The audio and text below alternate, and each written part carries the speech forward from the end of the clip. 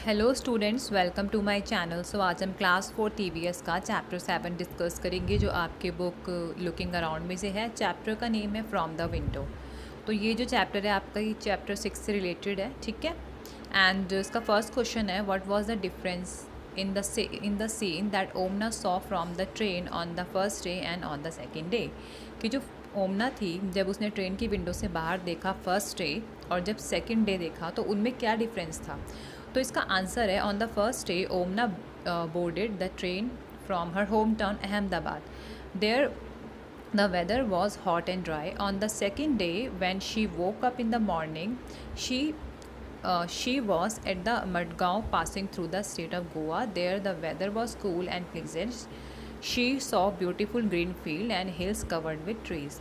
कि जो first day था, तो ओमना थी, ठीक है, वो ट्रेन पर चढ़ी थी फर्स्ट डे पे। एंड वो फर्स्ट डे पे अपने होम टाउन में ही ट्रैवल कर रही थी, क्योंकि उसके होम टाउन से दूसरे स्टेट पे जाने में ट्रेन काफ़ी टाइम लेगी ना। तो इसलिए वो फर्स्ट डे पे तो क्या किया, उसने अपने होम टाउन के ही का ही ट्रैवल किया। एंड आसपास का जो सीन था, जो वेदर था, उसने अपने होम टाउन का ही महसूस किया या देखा। एंड सेकंड डे जब वो मॉर्निंग में उठती है, तो वो देखती है कि अब वो कहाँ पर उनकी ट्रेन चल रही है, स्टेट ऑफ गोवा। एंड वहाँ का क्लाइमेट कैसा है, कूल है, प्लीजेंट है, ठीक है। और वो क्या देखती है, बहुत सुंदर सुंदर ग्रीन फील्ड देखती है, हिल्स देखती है जिस पे बहुत पेड़ लग रहे हैं, जो पेड़ों से कवर्स हैं, हिल्स, ऐसे हिल्स वो देखती है, ठीक है। इसका सेकंड क्वेश्चन है, Omana saw many kinds of vehicles at the level crossing.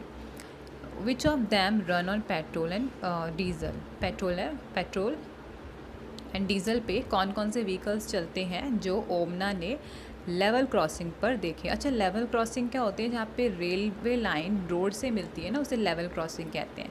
तो देखते हैं उसने कौन कौन से व्हीकल देखे जो डीजल या पेट्रोल से चलते हैं। आंसर है इसका, among the vehicles that Omana saw at the level crossing, the ones running on petrol और diesel were buses, cars, auto rickshaws, trucks, motorcycle and scooter.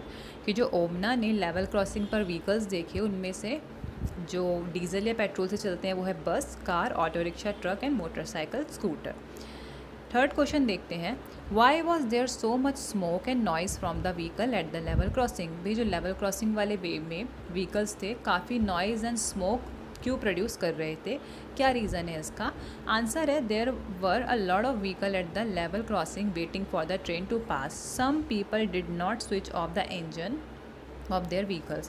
As a result, there was a lot of smoke and noise। कि भाई क्या हो रहा था, लोग जो उस पे थे, लेवल क्रॉसिंग पे थे, वो व्हीकल्स खड़ा करके वेट कर रहे थे कि कब ट्रेन जाए और वो उसको क्रॉस कर ले, रेलवे लाइन को। और इसी इंतज़ार में उन्होंने अपने व्हीकल्स का इंजन था वो स्विच ऑफ नहीं किया था, ठीक है, जिसकी वजह से धुआं उठ रहा था और नॉइज़ उठ रही थी। क्वेश्चन 4 है, have you ever seen a scene like the one Omana saw in Goa, describe it. कि क्या आपने कभी ऐसा सीन देखा है जहाँ पर, जैसे ओमना ने देखा गोवा में सीन देखा ब्यूटीफुल, आपने कभी देखा है। तो आंसर में आप लिख सकते हैं, अगर आपने देखा है तो, yes I have seen that kind of scene while visiting Kerala. कि जैसे कि मैंने यहाँ पे केरला लिखा है, तो आप चाहे तो अपनी मर्ज़ी का यहाँ पे प्लेस लिख सकते हैं। आप कश्मीर लिख सकते हैं, अगर आप कश्मीर में आपने ऐसी जगह देखी हो तो आप कश्मीर लिख सकते हैं। दिल्ली में देखी तो दिल्ली लिख सकते हैं, ठीक है। कहीं और देखिए, लाइक पंजाब में देखिए, हिमाचल में देखिए, जहाँ भी आपने देखी है, आप उस स्टेट का नाम विजिटिंग के बाद लिख सकते हैं। उसके बाद है question 5, have you seen any bridge where. कि आपने कभी कोई पुल देखा है, देखा है तो कहाँ देखा है। आंसर में आप लिख सकते हैं, yes I have scene bridge in my own city. कि हाँ, मैंने ब्रिज देखा है अपनी ही सिटी में। जैसे कि अगर आप दिल्ली में रहते हैं तो आपने काफ़ी ब्रिजेस देखे होंगे, फ्लाई ओवर्स देखे होंगे, है ना। उसके बाद क्वेश्चन 6 है, have you ever crossed a bridge where. कि आपने कभी ब्रिज को क्रॉस किया है, कब और कैसे किया है, कहाँ किया है, ठीक है। आंसर है इसका, yes I have crossed the bridge when I went to my grandma's house. कि हाँ, मैंने ब्रिज को क्रॉस किया जब मैं अपने ग्रैंड माँ के हाउस गया या गई, ठीक है। आप चाहे तो कुछ और आंसर भी लिख सकते हैं। जब भी आपने ब्रिज क्रॉस किया, आप अपना एक्सपीरियंस लिख दीजिए यहाँ पे, उस वो experience when you actually cross the bridge. उसके बाद क्वेश्चन 7 है, what was the bridge built over. कि भाई जो ब्रिज होता है वो किस पे बनाया जाता है? जैसे हमने पहले भी पढ़ा था सोशल साइंस में एंड थर्ड क्लास में चैप्टर्स में, कि जो ब्रिज होता है वो जनरली किस पे बनाया जाता है? The bridges are built over a river, कि जो रिवर पे बनाया जाता है, ठीक है, एंड हिल्स को पार करने के लिए बनाया जाता है, और जनरली किस पे बनाया जाता है? रिवर पर। उसके बाद है question 8, what did you see below the bridge, कि भाई ब्रिज के नीचे आपको क्या देखने को मिलता है? तो आंसर है I saw river below the bridge, कि अगर आपने ब्रिज के नीचे रिवर देखी है तो आप वो लिख सकते हैं। आप जैसे कि आपने कभी ब्रिज को क्रॉस किया हो, आपने जो भी सीन देखा हो, आप वो लिख सकते हैं, ठीक है, इस क्वेश्चन के आंसर में। उसके बाद है find out why bridges are made, कि पता लगाइए कि जो ब्रिजेस है वो क्यों बनाए जाते हैं। आंसर है इसका, bridges are made across river to connect the two places separated by those rivers, it makes communication and transportation much easier, कि जो ब्रिजेस होते हैं वो दो रिवर्स के बीच में बनाए जाते हैं, ठीक है, जैसे कि दो रिवर्स के शोर्स होंगे तो उनको जोड़ने के लिए ब्रिज बनाया जाता है ऊपर से, ताकि हम इजीली रिवर को क्रॉस कर लें और हम ट्रांसपोर्टेशन भी कर लें, ठीक है।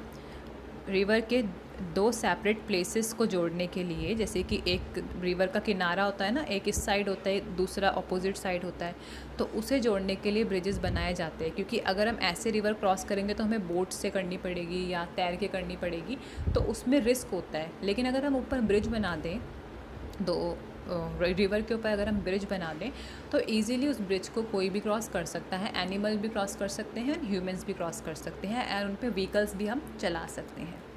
उसके बाद है 10th question, have you ever been through a tunnel, how did you feel, कि क्या आप कभी टनल में से गए हैं? टनल में से जाने पे आपको कैसा लगा? तो टनल मैं बता देती हूँ क्या होती है। टनल एक सुरंग होती है।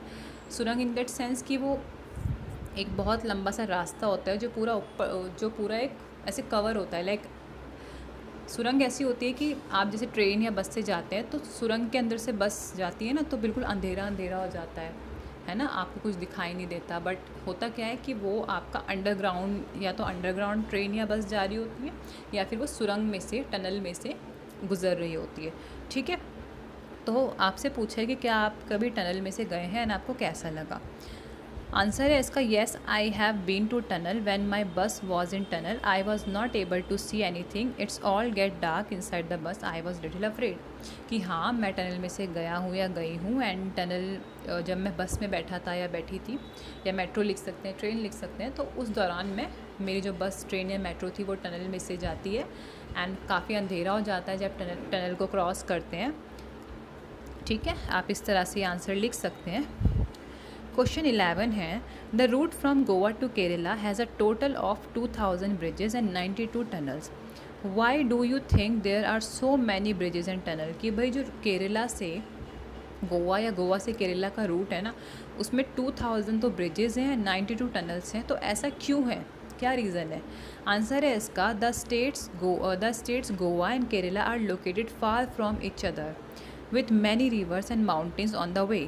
The route has a several bridges to cross the river and tunnels through the mountain, कि जो केरला एंड गोवा है ना, वो एक दूसरे से काफ़ी दूर हैं, लोकेटेड हैं, वो काफ़ी एक दूसरे से काफ़ी दूर लोकेटेड हैं।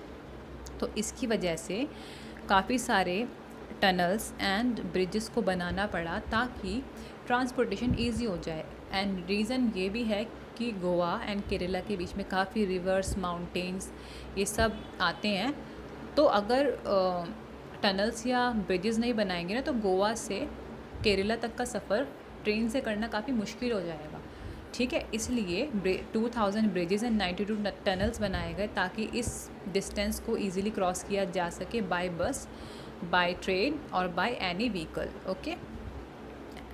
क्वेश्चन 12 है, imagine if on the way there had been no tunnel and bridge, how would Omnas train have cross the mountain and river, कि इमेजिन करना है आपको कि मान लीजिए ना कोई टनल है ना कोई ब्रिज है, तो ओमना की ट्रेन कैसे क्रॉस करती माउंटेन एंड रिवर को? तो आंसर है, if there had been no tunnel and bridges, it would have not been possible for Omnas train to cross the mountain and river, कि अगर कोई टनल कोई ब्रिज नहीं होता तो ओमना की लिए काफ़ी मुश्किल हो जाता, या ओमना जिस ट्रेन में बैठी है उसके लिए काफ़ी मुश्किल हो जाता किसी भी माउंटेन और रिवर को पार करना। ठीक है, उसके बाद नेक्स्ट क्वेश्चन पे चलते हैं। 13 question, which languages do you speak at home, कि आप कौन सी लैंग्वेजेस बोलते हैं घर में। तो मैंने यहाँ पे हिंदी लिखा है। ठीक है, आप चाहे तो कोई और लैंग्वेज लिख लीजिए जो आप घर में बोलते हैं। अगर आप पंजाबी बोलते हैं तो आप पंजाबी लिख दीजिए, आप उर्दू बोलते हैं तो उर्दू लिख दीजिए, आप राजस्थानी बोलते हैं तो राजस्थानी लिख दीजिए, आप गुजराती लैंग्वेज बोलते हैं तो वो लिख दीजिए, कश्मीरी, पहाड़ी, है ना, मराठी, बंगाली, जो भी लैंग्वेज आप घर में बोलते हैं वो आप यहाँ पे लिख सकते हैं। ठीक है, आपको अपनी मदर टंग लिखनी है यहाँ पे। मेरी मदर टंग हिंदी है तो मैंने यहाँ पे हिंदी लिखी है, आप अपनी मदर टंग इधर लिखेंगे इस क्वेश्चन में। एंड आप चाहे तो अगर आप एक से ज़्यादा लैंग्वेजेस बोलते हैं वो भी लिख सकते हैं, जैसे कि हिंदी, इंग्लिश, मराठी, गुजराती। ठीक है, इफ़ यू आर बायोलिंगुअल और multilinguals you can write several languages as a answer of this question. अब नेक्स्ट क्वेश्चन पे चलते हैं।